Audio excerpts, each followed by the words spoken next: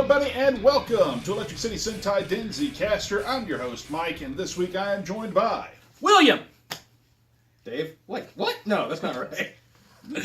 I am joined by the world's angriest black man, and Will the Head. I don't know. So, folks, this week... Someone's been drinking. This week, welcome to Electric really City... Welcome to Electric City Sentai Denzicaster, and things are about to get awkward. Dave is here from A-Star Anime. We got Will from Chopsaki Cinema, and we are continuing our look at Choujuu Sentai Liveman, the 1988 installment into the Super Sentai series, and the show that you guys picked for us to watch here on Denzicaster. So today we are looking at episodes 9 and 10, which means we are now officially 20% through the series. Oh, God. You didn't realize it was a 50-episode show? No. I mean, don't get me wrong. I like it. I think it's funny, and it's so wonderfully warm and cheesy, but 50 episodes of this crap? Or was it 48? 49. 49. Oh, 49 why episodes. quibble? Exactly. So, you know. The quintessential 80s. It's like 1988. I mean, they're shoulder pads. They're skateboards. Yes. The old school 80s skateboards, not the double lip. This is a single. So, I don't even know what that means. today, Trust me. it's, and we were there, folks. We've lived through this all once before. Why do we So- want to relive it then? I hope there's nothing in that cup. There's nothing in Okay, this good. What? So, For those of you who can't see, there's a cat doing crap with a cup on the, Yes. you know. And it keeps doing stuff with the same cup for some reason. That's how we can prove that the earth is not flat. If it was, cats would have knocked shit off of it already. so today we've looked at episode 9, Smell the Feverish Rose, and episode 10, Skateboard to Escape the Maze. So, real quick synopsis of these two episodes. Episode 9, Smell the Feverish Rose, we have Dr. Mazenda, who, with the help of essentially a gasoline-powered monster, has created a love potion that can make anyone essentially do her bidding, and makes them her, and I'm quoting the subtitles here, her love slave. You mean Octane 89? Probably. And then, With some lead boosters? Because it's 1988. so, No, she that was winds the up- fuel grade she was using to make the love potion. Sorry. she winds up putting the two male members of Liveman and the groom from a wedding under her spell. Random police officer. A random cop. Numerous cases of criminal domestic violence ensue until Colin shows up with a rose bazooka to save the day and breaks the spell on our two male Livemen, while Megumi is left to basically get her butt stomped by virtually Everybody? everyone. And then episode 10, Skateboard to Escape the Maze, focuses on Joe, the yellow lion, where basically we have a Transformer, Decepticon, who creates a maze throughout the city, causing numerous wrecks and people to get lost and can't find their homes, and leaving us to question why they didn't just crawl underneath them because it was wooden and plywood. Or And over there's, top people, of them. and there's Like- people driving cars. I was like, if it's a wooden It's like- maze, why can't you just go through it? He's terrorizing like 5 school kids, a post guy, June, Joe. Joe, whatever, and like 3 cars. Yeah, but still, And then there's like the office of 72 doors. yes. But he creates mazes wherever he goes to disrupt, confuse, and torture people. And essentially, it's Much up like to... 9th grade. Yes, and then it's basically up to Joe to, with his jet-powered skateboard delivered to him by his fellow Livemen, to save the day and stop this maze monster once and for all the while trying to make skateboard delivery a thing for pizza parlors around the world, or at least across Japan. So, looking at these couple episodes, and this is the first couple episodes I think you've watched since you watched the first 2. Right. So, real quick, you are now you've basically leapfrogged about 6 episodes. What do you think of what you saw when you walked in the door here with these? It's still a wonderful train wreck. There's a lot of things about it that are fun. There's a lot of things about it that are like, what the hell? And, I mean, it's the same thing I feel like we always do with a lot of tokusatsu. It's just different things I'm liking and different things that are weird. Right. So, what what stood out of these couple episodes that we really liked? I dig the special effects. I mean, I know they're 80-tastic, but that's why I'm digging them. The vector graphics. They digitalized the rows, and an Apple IIe was doing all the number crunching, at 56K processing powers. And the one thing I do love about the visual effects in this show, and we mentioned this as we were watching. They still hold up. Yeah, they hold up. There's something to be said in an age of digital everything.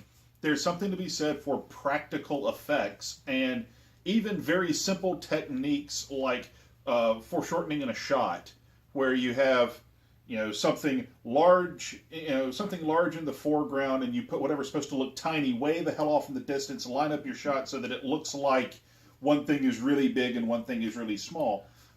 There's something to be said for these old techniques and just master model making, because one of the things that amazes me about the show is just, and it trips me out every time we watch it, Yellow Lion, and I'm talking about the actual mecha here, when the Yellow Lion comes out and you see it running, it looks running. Good, and it's running, and it's articulated, and it's a...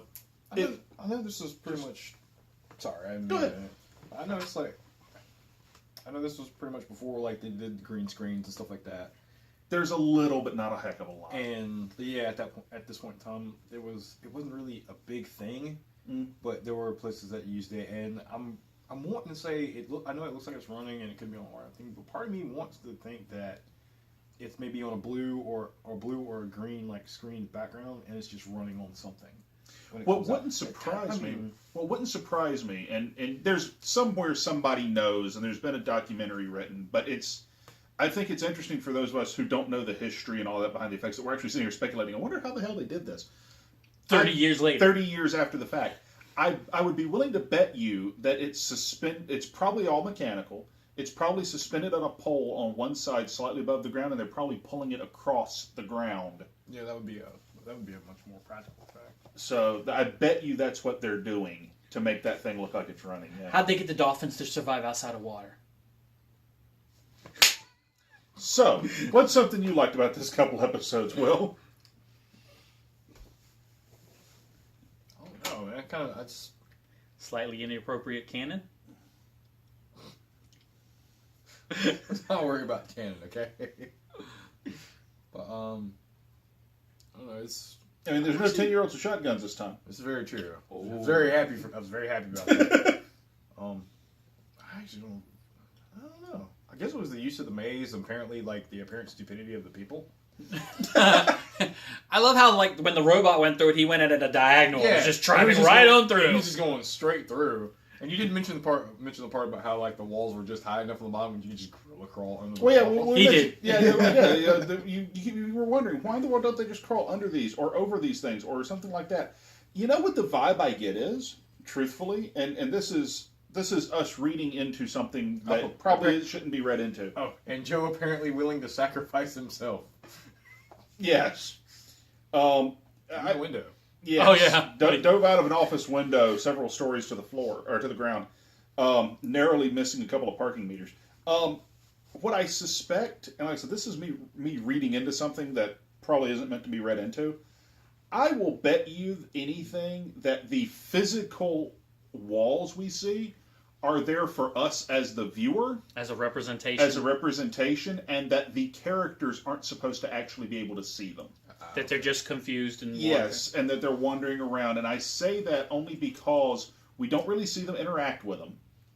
And when we see them walk away from it, they're gone. Yeah, and that makes a lot more sense because when the 5 kids are walking through it, pass right by the mail guy, the postal worker. Yeah, they didn't interact with each other. Yeah, they don't even notice each other. Right. It's like they didn't even see each other. It was like a bad Scooby-Doo moment. Yeah. So I almost wonder if it was there just as a physical representation of what's going on that the characters themselves aren't actually seeing. Maybe there could have been like a POV shot from their perspective that would have made that a little more clear. Was it me, or did the walls look like they were glued together popsicle sticks? No, you know what they looked like to me? It looked like they just took a bunch of those chalkboards and pegboards that are on easels and just lined them all up. That's what it kind of looked like. but it's 80s Toei, and production value, if they don't have to use it, they don't. They were walls. What else you want? Yeah, exactly. As for myself, out of this couple episodes, Just be happy they look like wall. yeah, for myself out of these couple episodes, I'll be honest, there's nothing that jumps off the page, jumps off the screen to me as really, really great. It's a couple of fun little episodes that they don't really advance anything too much. We get a little insight on Joe as a character, that he's going to be, that he's willing to go out of his way to help people. So we do get that. And don't call him old. My favorite thing probably out of the whole bunch was catching the Thrasher sweatshirt that the kid was wearing in episode 10. Because it's like, wait a minute, isn't that the Thrasher logo? I hadn't watched this too much, obviously, but does the robot help in other episodes? Because she really kind of saved the day in 9. She does. Colin is actually a very active She is not an robot. Alpha 5. No. Well, she's Alpha 5 if Alpha was highly active, yeah. And useful. And yeah. Which, in certain iterations, like in the comic books, he's more useful. In the new movie, he was certainly useful because he trained the Rangers. Right. But in this, yes. I mean, she's driving the robots to the scene at the minimum. Yeah, she's a far more active assistant, yeah. What's something we looked at in these couple episodes that we were just kind of like, ugh? The cheesy, tried and true version of I can manipulate people with a smell. That's very tropish to me. I'm going to spray you and now you're my mind slave. Maybe in 1988 it wasn't that old, but I've seen it, done it, don't care. Don't mess with true love. Especially at somebody's wedding. What's wrong with you? How about you there, Will? I'm going to have to agree with that. True love wins! I'm not going to agree on that part, but I agree with the whole I can control you just by spraying this on you. And I didn't necessarily like the costume or the creature design for the skateboard episode. The maze monster? Yeah, I didn't really like that. In case you're wondering why we're not calling the monsters by their proper names through pretty much any of these, it's mainly because they all have a particular suffix that makes them, frankly, fairly hard to remember off the top of our heads right after we watch it. And they're fairly hard to pronounce. I didn't even know they had a name. Because it was because the first one of the ones was Time Doozle, and then it was Injun Doozle, and I was like, okay, so we're just taking this and adding Doozle on the. Yeah, and okay, I guess that works. Yeah, and the different shows have done that. Jetman always added the word dimension to the end of the monsters, and Zhu Ranger, it was always a Dora something or another, but this one it's a little more interesting. Robots. But, yeah. Or brain bug. Or what about when the head comes off the one robot? There always seems to be the one head that flies up and zaps everybody. I appreciate that because it shows that they're actually robot android monster. But it's like it's the third time this has happened. Yeah, at a certain point you would figure that our heroes would figure this one out. Chop the head off and then duck. Yeah. For myself, there's a part of me. I don't know exactly how I feel about it. And again, this is my morals being a Southern male raised in the time frame I was raised in the U.S.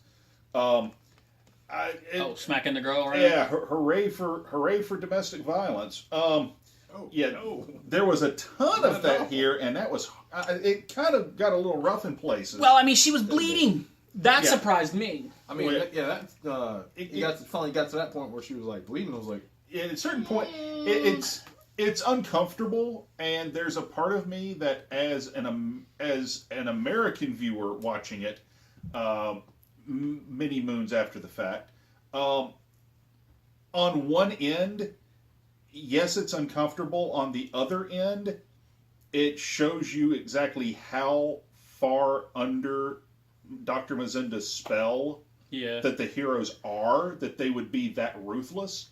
I mean, one time, maybe two, makes this whole moment of shock and maybe misogynist humor. But, this goes on for 10 minutes. It becomes uncomfortable. She's doing a Rocky Balboa here. I mean... The only thing that, and here's the one thing that, from the taking my moral out of it, taking my morals out of the situation for a moment, there's a part of me that just sits there and goes, she could have fought back in some way. She could have at least defend herself. She did defend herself, but not with any offensive actions. I think it shows that she's just as tough as the boys. Okay. Because she takes a beating from not only the bad guy's goons, but the good guys being mind messed with. Right. And she not only kind of takes it, she holds her own. She doesn't run. She doesn't get defeated. She's not, down on the knees begging for, none of that. I think she's stalling so the robot can do what she's doing. Okay. And that's bring that cure. I'll buy that. So what are we looking forward to? The next couple episodes for you at home. Episode 11 is The Man Who Bit the Zunu Beast. And What? And I remember this one because this is actually one of my favorite episodes. Episode 12, Super Genius Asura. So what are we looking forward to? Finding out what a Zulu beast is? Well, that notwithstanding. What would you be looking forward to here? I hope it's a double-headed goat that comes out of like a Dr. Dolittle poem. Dr. Seuss poem? Just stop. Okay. I don't know. He completely just derailed my train. You know what? I'll tell you back. Actually, I had two things I didn't like about this. The other thing is we got 0 out of Professor Bias for 2 episodes. I don't know.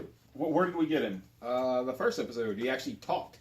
When that's he's there. large Is he amount. the one who spun around in the chair and was talking about, love is so weak? Oh, okay, yeah. Okay, Because so he actually had a. Oh my god, he had a monologue. They were Then I missed it. they were all Shakespearean skating around. That's when she made the comment about that. I made a derailing comment that distracted you. Okay, so I got distracted. The Why maze did it be episode. distracting? The maze episode is where we get nothing out of Professor Bias at all. Yes. In fact, it's only the one bad guy and his robot pal. Yeah. Who is it that jumps down and shoots the ashes of the robot to make him turn giant? Goosh. That is so stupid. These heroes need the robot needs to just show up and her hands pop up with a dustbuster and vacuum that thing up real quick before he can just shoot him. Because when he makes the robot giant, or they can do what I suggest is, which is turn that goddamn cannon on him. turn around and shoot the guy behind you.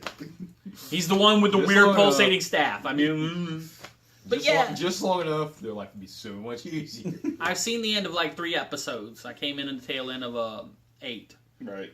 And the fight with the robot takes longer when they're at normal size than it does giant size. Yep. Giant size is over in 2 minutes tops, and half of that is the robot forming. Yeah. Well, we got to, like I told Will, even in '88, we got to sell the toys. Sure, I get that, but And they didn't have as many Same thing I toys. said. And they didn't have as many toys in '88. It was pretty much sell the robot. So, and the action playset. So what are we looking forward to? Action plates. The vehicle that carries them all together. Okay. Maybe, I don't know. I didn't buy.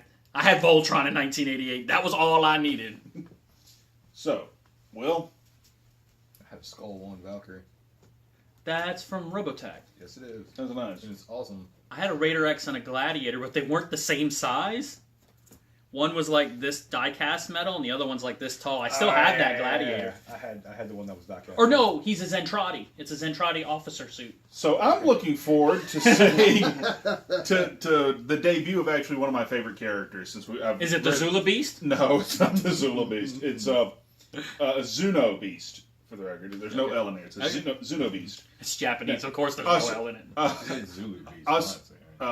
Astra, if he is who I think he is from memory, is one of my favorite characters in the show. So I'm looking forward to seeing him show up because I do recall from memory there being ultimately more than 3 generals. So and he was a lot of fun as a character. So I'm just interested in more 80-tastic nostalgia. I'm interested in more of a bias, actually doing more shit instead of just talking and being menacing. Yeah, although it was nice that they gave him a monologue this time. So. At least they progressively do more with him as we're going, so that's nice. And apparently, it was just he needed a week off of her when they were shooting episode 10. Because he was nowhere to be found in that episode. But in episode 9, he quite literally was. It was just like, holy shit, he's got more than 2 lines. Yeah. Liveman, what do they call them? They're not Rangers. There's Sentai. Just Sentai heroes. Are you actually what the heroes are actually called? Yeah, in the show. Yeah. Liveman. Yeah, Liveman. So, I'll get you next time, Liveman. Yeah. So, until next time, folks, I think we've pretty much gotten through these couple episodes. So, we got 2 more coming up in a couple of weeks. So, hope you stick around and check that out. Of course, jump over to our Patreon page. It's patreon.com/ECS Network. Every little bit helps. And there's lots of exclusive content. We've got something going up every week over there. And all kinds of other cool stuff over there. You can even help choose the direction that we're taking certain parts of the channel with our polls and whatnot that are exclusive to our patrons. So jump over there and check that out. Of course, check out these 2 schmoes. We got Dave is a regular on 8-Star Anime with Chris Brown. It's my house. Yeah, so he's going to be there. Where did y'all... one of the episodes, and by the time this airs... It's still my house. It should be up, even with the red backdrop? Yes. Okay. Technically, the camera normally faces this way and we record. We turned it and faced it this way. Okay. Just like normally, for people who... To expose our own business here, normally if you watch Denzi Blitz, there's a background behind me of DVDs and Blu-rays. It's a shelf that's over there on that corner instead of in this corner. We filmed on the west wall instead of the south wall. Yeah, there's no big secret. It's just my couch and my chair. And the dog. And the dog. And Titan. And my little portable air conditioning unit. Yes. Will and Josh are over on Chopsaki Cinema here on the network on Wednesdays. So check them out on Wednesdays. Tomorrow, check out the new episode of 8-Star Anime when it goes up. And until next time, folks, I'm Mike. I'm Dave. I'm Wayne. And we will see you around on Denzicaster.